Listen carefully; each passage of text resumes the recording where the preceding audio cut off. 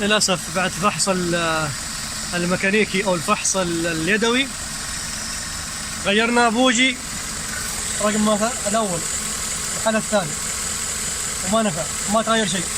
غيرنا سلك بدل سلك وما نفع، وغيرنا كويل بدل كويل وما نفع، وباقي معنا رقم 2 أو رقم السرندل اللي هنا قافل، يعني ما يتغير معنا. وعندنا الآن ضعف في الماكينة.